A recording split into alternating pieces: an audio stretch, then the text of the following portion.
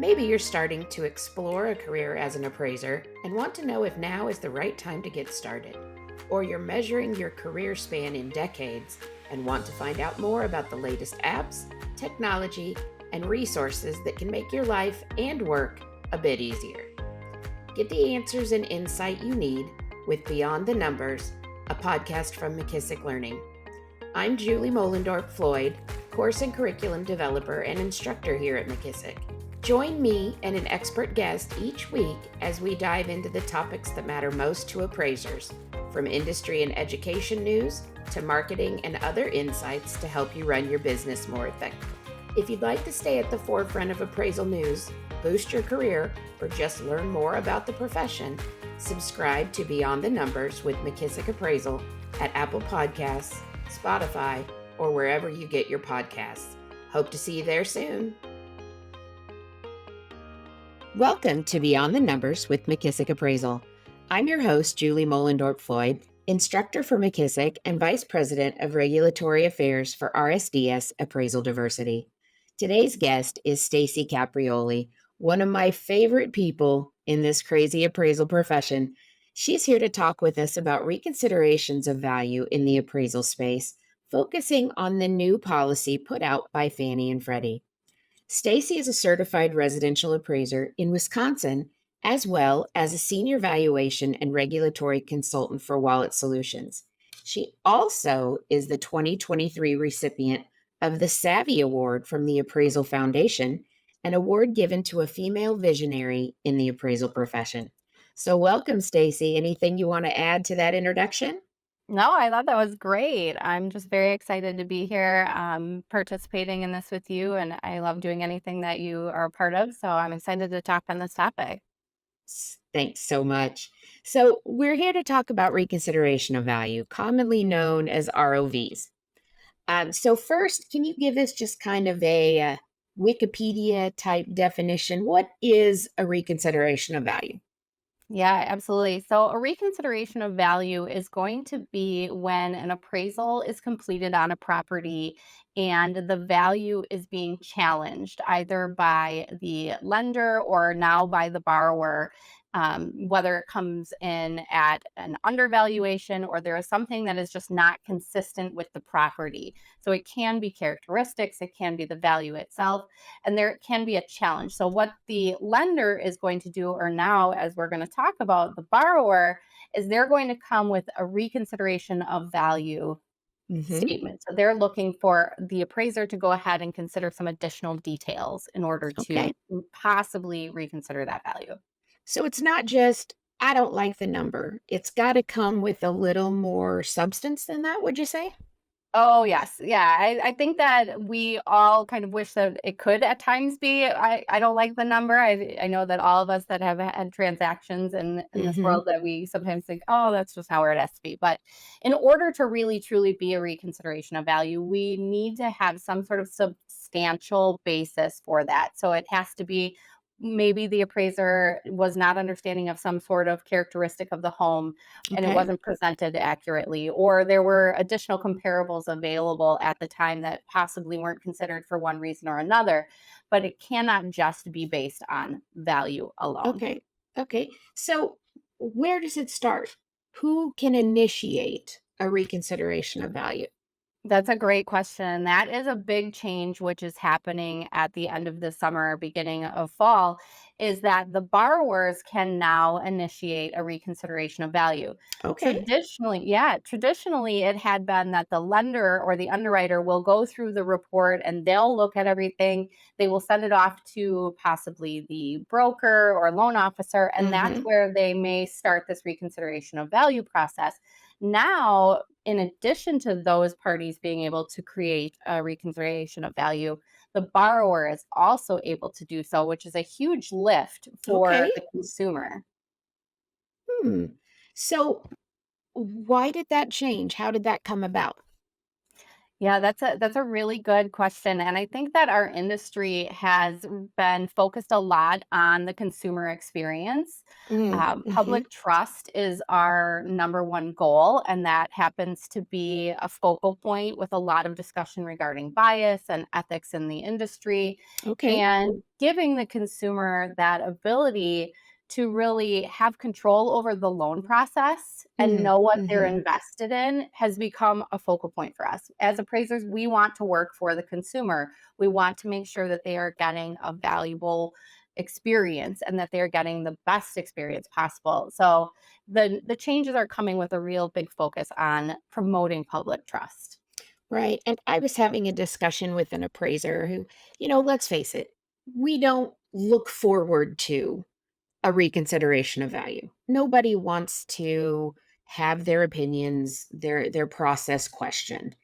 And, as appraisers, we tend to be a little opinionated. Me, what? But we do. And people pay us for that opinion.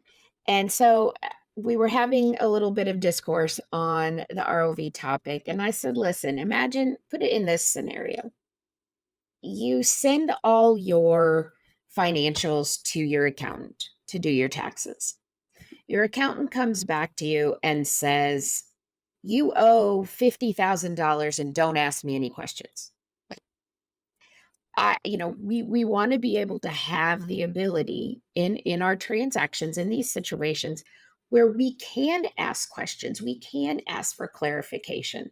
It's almost like a second opinion from a doctor. I'd like you to look at this again. Can you consider this information? So, why did Fannie and Freddie decide let's make another policy? Do we need another policy in this situation? Yeah, I think we do. I think it really has become part of what we're working towards as an industry. We're working towards growth, we're working towards transparency. I love Sure. how you compare it to that second opinion because anywhere you go, you really can Right? get a second opinion. You can get a different perspective. But how often can you say, "Oh, I'm going to go and ask my appraiser friend?" I mean, we Sure. might run in that circle, but the consumer might not have anybody that they can have bounce a report off of Right. and say, "Does this look accurate to you?" So I think that it really is necessary to have a policy out there with the best interest of the consumer, give them that ability to drive their experience a little bit. But there with that comes a responsibility for teaching the consumer or providing them information Sure. on how to initiate the reconsideration of value. So, what do they have to do in order to submit a reconsideration of value? Yeah. So initially, what needs to happen is that the lender is responsible for upfront at the time of the locking of the loan. They need to provide the consumer with instructions on how to do a reconsideration of value and what exactly it is. That Okay. way, right up front, the consumer can say, I know that I have this ability throughout the process to ask questions, which I think is really great. I Mhm. think Sure. instead of waiting till the end and there's might be a panic, they know along the way they have the ability at the end to do so. So they would have that up front. And if they question their report once it comes back to them, they can start working with their lender partner, whether it be their broker, their loan officer, to start gathering information on what they believe might be inaccurate or might need a Okay. little bit more support, and really have to write up a process and a reconsideration of value kind of format, whether Okay. that be determined by the lender or determined by possibly an AMC that they're working with. So they got to do their homework. Is that what They you're got to saying? do their homework. Yep, got to do their homework. They're going to have to look into comparables in the market, so different sales that might have happened. They're going to have to look at different features of different homes and Okay. understand different things that are impacting that value. So can it be one of those processes that just goes on and on? They provide the appraiser information, the appraiser comes back. Is it like a negotiation or does it have limitations? It does have limitations. So we also want to keep in mind that the appraisers are professionals and that they are doing a job that they're hired and paid to do. And so at some point, there is a protection of both parties. We Sure. can't influence the appraiser to do anything, outside of the bounds of their scope of work. Sure. So in the case of the borrower initiated ROV, they only get one shot at it. Oh, They wow. can, yeah, so they can compile up to 5 comparables that they can Okay. send as a, reconsideration, as well as additional information in that one shot. Now, if it comes back and there's some confusion about the wording in the report or something that still needs a little bit of concise clarity, Hmm. then the lender can come back and say, hey, can you just add some commentary? But Okay. they would not have the ability to select and send additional comparables at that point. Okay. So they got one shot. One shot, Just like that's it. just like Eminem, they got one Just shot. Do like, not miss your chance.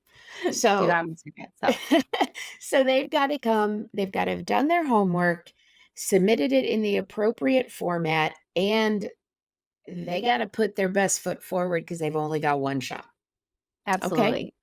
I Yep. like it. I like it. And I while I do understand and commiserate with the frustration and mindset of appraisers that, we don't want to deal with extra kind of hassles, it is a process that really does need to be in place. And I'm glad we're standardizing it because it might be, I hear all kinds of situations when I'm teaching classes, but they sent me 30 comps and said, look at Mhm. these, or they came back 12 different times. And, so while things might be frustrating and yes, we've got another policy now to follow, I do appreciate the standardization I piece. agree. I agree completely. I think that we've all had that experience where there's been a long list of, different sales in the market where possibly they obtain from a third party website that Sure. has some good accessibility and kind of throw them a list of 15. And that gets really excessive because the appraisers put a lot of different research into their initial comp Sure. base. So, to have to go through it again and explain why every single sale was not selected can be cumbersome. Sure. So I do think that it is creating a really balanced way of proceeding in these Hmm. situations where Definitely. they have an opportunity to question the value and ask for reconsideration, but the appraiser can also stand on their process and their reconciliation and make sure that they are providing their support also. Okay, so I'm a residential appraiser. I've finished an assignment, I've submitted it to my client. A week goes by and I get a reconsideration of value request. What do I do first? What's my next step? Well, if you are an independent appraiser and you are working through just your soul's proprietorship, then what I would suggest is that you confirm who is requesting the process. So make Okay. sure that your form or whatever, however it is submitted to you, comes with a very clear understanding of what parties are requesting the process so that you're not being influenced in any way. So maybe Okay. even just saying, hey, I just want to confirm that you are not a, an invested party in this process. We want to make sure Right. that everything's on the up and up. But after that, really just taking the information presented and doing a little bit of due diligence. So if they supply you comparables, you're going to want to pull those comparables. You're going to want to make sure that you're understanding why the borrower or the lender selected those and Okay. why you might have eliminated those in your process to begin with. And at some point, you might get a sale that actually does assist that Sure. may have, come under the radar somehow. Sometimes we have our search parameters a specific way, and it could just Mhm. be right outside of those search parameters. So, really considering all of that information, making sure you're doing your research, making sure that once you complete your research, you put every single ounce of that into your report. You want to make Okay. sure that you are clearly identifying these, let's say, 3 to 5 sales were supplied to me for consideration. This is why this was not selected. This is why this one might have been added to the report. Okay. So, providing an understanding to the party on the other side, whether it be the lender or the borrower. But really, a lot of strong research is going to go into these. Right, right.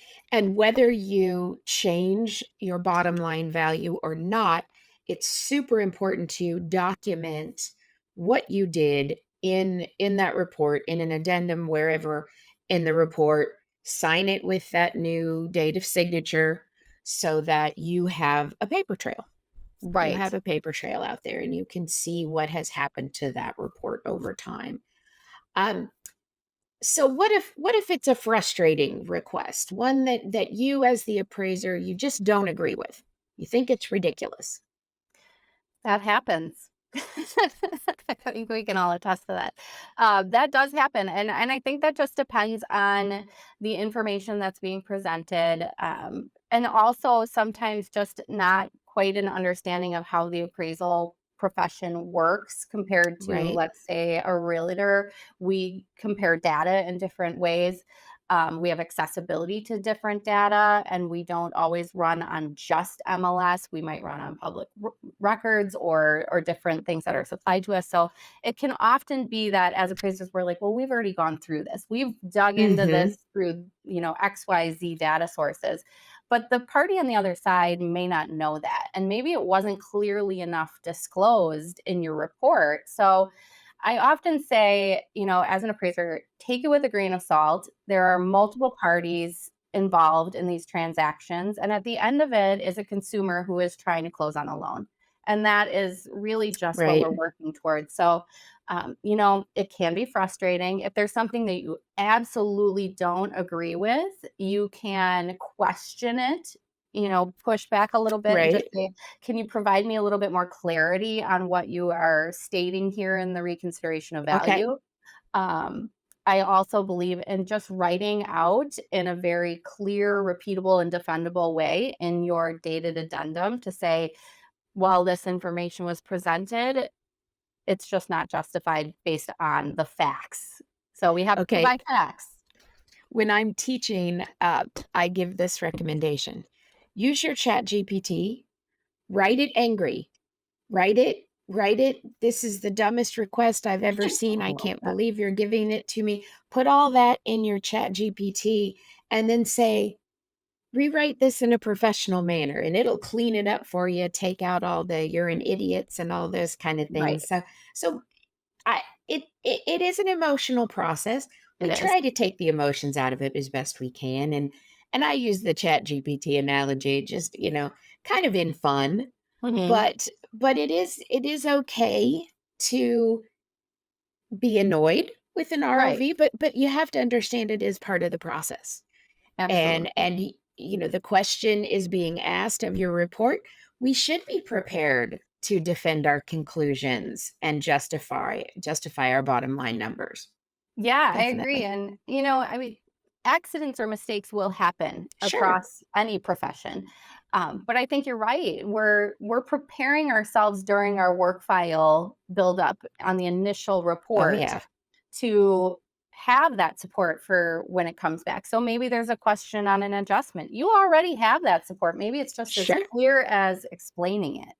And so that's what we have to do is we have to very Very important. professionally understand that anything that you put in your report, that report is going to get sold and possibly Right. transferred, and it will carry with you. So, Yeah. it's best to just clearly identify and define what your process was from your work file. And you never know where it's going to end up. You never know. True. True. So anything you want to leave us with when we're talking about ROVs? Is there a way you can maybe try to avoid them? I think so. I think one of the best things for appraisers upfront is to explain the process when you are on site doing your inspection. Some consumers aren't really aware of how appraisers kind of do their somewhat sometimes quick inspection when they're there, but then explaining to them that a brunt of what we do as appraisers is from our desk and the research that goes into it and stuff like that. So I think that's a really good way for appraisers to kind of preemptively explain how they select comparables. It doesn't have to be a very long, drawn out conversation. If they supply sales to an appraiser, there is nothing wrong with the appraiser, taking and considering those sales. Um, as long as there isn't this undue pressure to absolutely use one. So I think that that's Mm-hmm. absolutely fine. Um, I think consumers in general can do their research on the front end. A lot of different Yeah, resources out there for consumers to go and look at values and look at trends and, have conversations with your peers and your sure. neighbors and see kind of what's happening in your market. So I think there are some ways to prevent it. And, supplying any sort of data you have on your home when you're getting an appraisal, any updates, anything that Right. you have done construction wise, something that can increase value that might not be super visible to the appraiser. Um, Supply all of that. Everything can Right. be considered upfront. I always say, help me help you. Right, exactly. And I think that the good thing about this new policy is we're really giving that borrower the ability to know the process up front, Mm-hmm. have the ability at the end. And on top of that, the underwriters and loan officers and brokers will also receive that similar training. So Sure. they're going to have to be somewhat subject matter experts on how to write a reconsideration of value. So they're there to help the consumer in those places. I love it. I love Yeah. it. All right. Well, thank you for joining us today, Stacy. I know you are always a fantastic resource to appraisers and lenders alike, and you wear so many hats. I appreciate you taking a break and taking them off for a few minutes to talk with us. And thanks to all our listeners. Please be sure to like and subscribe to our podcast on Spotify, Apple Podcast, or wherever you get your podcasts. As a quick show note, we'll be taking a little bit of a summer vacation in August.